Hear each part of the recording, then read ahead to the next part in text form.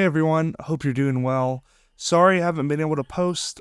It's just been super busy over here and I've had a hard time keeping up with everything. But now that things are starting to calm down, I'm looking forward to sharing some of my recent projects with you guys and just being able to post more regularly here on YouTube. But yeah, I'll show you guys just kind of a little compilation of what I've been up to.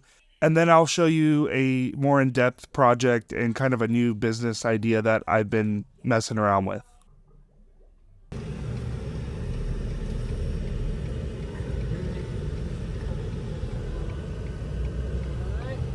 Able to see the opportunities that they need, and to be able to explore exactly what they're.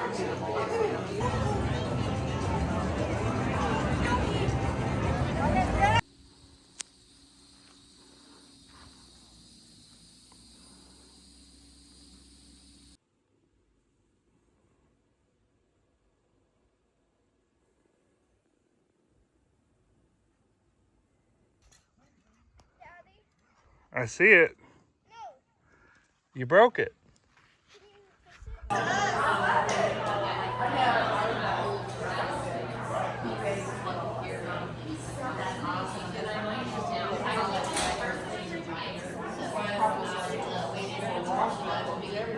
Hey everyone, hope you're doing well.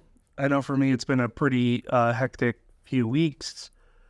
Last week I was in California for spring break with my family, and I just got back from that, and then I went straight into a shoot yesterday, and now I'm clearing out my van and I'm getting ready for another shoot tomorrow. So things are moving pretty fast, but it was nice being able to unwind in California and just kind of not think about work for a week. But now a lot of things have kind of built up and now things are back to being hectic. So it is what it is. But so I was a part of a pretty cool project yesterday. It was essentially a student short film for a local college. And I took a position that I don't usually take too often, but I was able to rent out my whole van package, all the G&E for the shoot. So I was pretty much just a grip slash like almost like a PA. But I was able to bring my whole van package and just kind of, I knew where everything was, and I was able to provide a lot of equipment for the film. So it was kind of cool. Like, it wasn't a very glamorous job in the sense of I wasn't a DP or I wasn't a gaffer or, anything like that. I was just another set of hands, essentially, another set of eyes, whatever they needed to make sure the production went smoothly. So that was kind of my role. My buddy Paul, who I work with a lot, he was there as well. And he was a grip and also provided a camera package, the Sony FX6, for the production. So it was a pretty cool shoot. I don't do a lot of narrative work, so this was kind of new for me, having this big of a crew. Everyone had dedicated spaces, so everyone kind of just stuck in their lane. And if they were asked for help, in another department, they would be able to do that. But for the most part, it was everyone was just dedicated to what they were hired to do. And that's a little bit new for me, coming from more corporate commercial work. I'm more like one-man band type stuff. So this was a little bit different, but that's essentially what I want to do more of is narrative work. I've done a lot of, corporate commercial stuff, but never narrative work, which I feel like is a lot of fun and there's lots of potential there. But I don't want to do like big scale narrative work. I don't want to go to Hollywood and work on feature films or sound stages or anything like that. Like, I just want to do small scale stuff for sure. But I feel like it's pretty fun and very creative. And that kind of leads me to my next point, is I've been building out this van for the last, I don't know, maybe 4 or 5 years. I was in a minivan before this, and I kind of had a similar setup to what I have here. But just over the last couple years, I've been building out a all-in-one package for like a small scale production, maybe even a big scale production, depending on what you think is big and small. But yeah, I've been building out this package, and I've been using it mostly for myself. I've rented to, a couple of production companies or creative agencies locally here. But for the most part, I haven't just like dropped off the van with someone. I don't feel comfortable doing that. I don't mind dropping off certain pieces of equipment like tripods and some G&E and stuff like that, lights, but I haven't just dropped off the whole thing. But that kind of leads me to my next business idea, is I've been trying to see how I can rent out the van and myself more frequently. And I don't know if the market here is just a little bit different than in LA, but that's just not very common. Lots of production companies already have equipment and they have small margins, and they don't want to, rent a bunch of other equipment. Or even some creative agencies, they already have in-house people. So the value is not really there for them to rent out a whole van package. And I've had a lot of shoots where they just needed me to cover for them because they had, multiple jobs lined up. So in that sense, I was able to, rent out all my stuff and make the shoot work. So there's been, some cases like that, just not enough, if that makes sense. So that I only get shoots like that maybe a couple times a month, but nothing like very steady.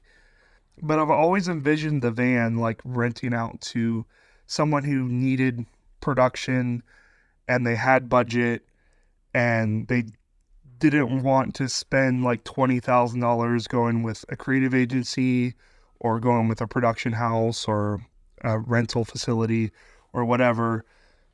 So that's kind of what I'm going after right now, is working with student short films where they have a little bit of budget, whether it's through funding or grants or whatever.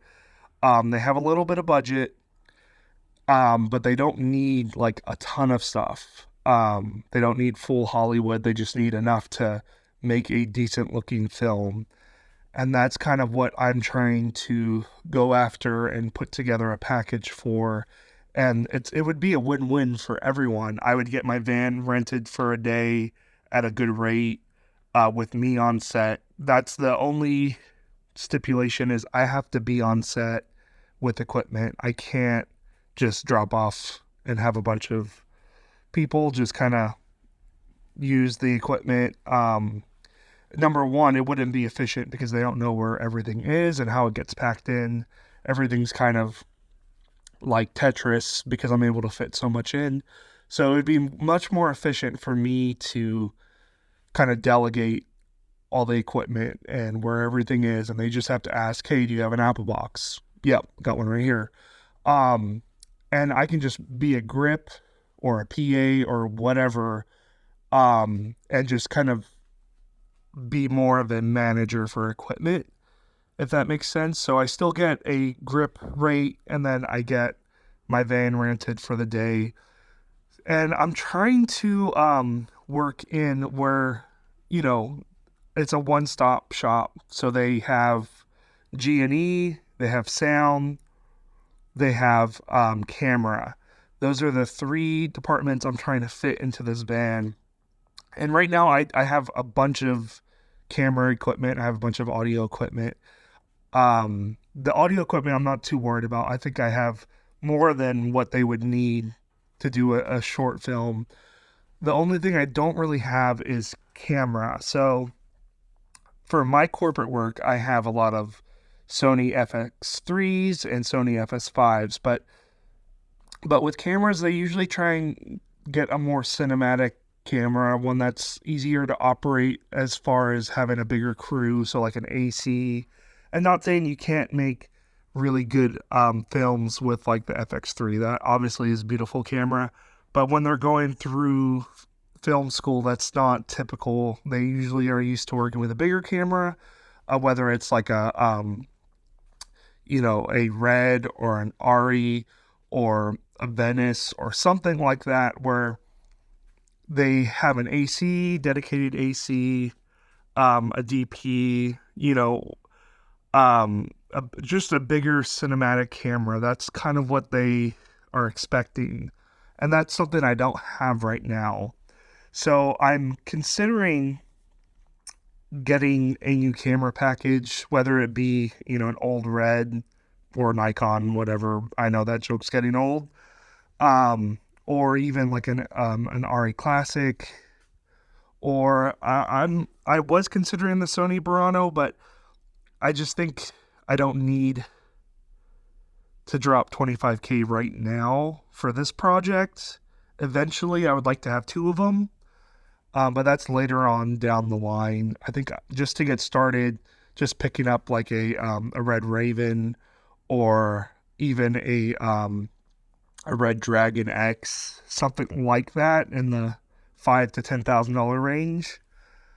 Picking up a camera like that has filmed lots of movies, so that's an easy sell for investors, or if they're trying to fundraise money, they could say, this camera was the same sensor that shot whatever Star Trek or whatever movie it was used. That's an easy sell as opposed to like a FX3.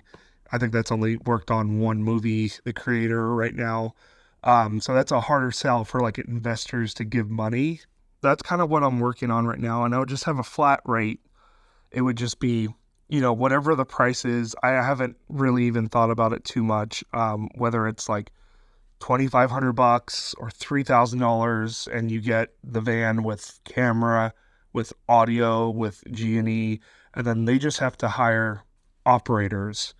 So a lot of student operators, there might be a student DP, student grip, student gaffer, sound recordist, whatever it is, and then I would just delegate equipment and I would come help for the day. So I think that's kind of the next market I'm trying to go after, because if you think about it, there's always going to be people in film school. There's always going to be student films or any kind of short films that are trying to be made. So there could be potential for a lot of work there. So that's kind of what I'm trying to crack the code on in my area. Now, everyone is going to be different depending on which state you're located in. This might not work in LA just because it's so easy to hire a grip van, G&E van, and a student could just go pick it up and for a couple $100, and then they can just use whatever. This might not work in every state or wherever you're located. This is just kind of what I'm thinking might work here potentially. So yeah, I have all the equipment. Now I just need to make the right connections, meet the right people, and then market myself as this is kind of what my niche is. So had a small accident on the way home from my shoot the other day. I was on the freeway and a car spun out into my lane. I didn't have a ton of time to stop, and there was a car to my right, and I didn't want to swerve into another lane and hit that car. So it wasn't too bad. We were going probably 60, 70 miles an hour on the freeway, so I'm glad it wasn't worse than it was. Fortunately, by the time I stopped, I wasn't going 70 miles. But I just couldn't, I had my foot all the way on the brake and couldn't stop in time before I hit him. Luckily, no one else was behind me, so I didn't get hit from the back. That would have been bad with all the gear that I have. Wouldn't want anything damaged inside. Fortunately, nothing was damaged inside, so this should be a pretty clean incident for insurance purposes. But yep, I'm going to try and fix this myself with the insurance money. If I take it to a mechanic, I mean, I'm assuming they'll do the exact same thing that I would do, just buy the parts on eBay and then charge $1,000 for labor. So I'm just gonna find the parts. I need a new grill, a new bumper, and then a new headlamp assembly. I'm not like a car guy, but this should be pretty simple to at least replace and fix. So I'll keep you guys posted.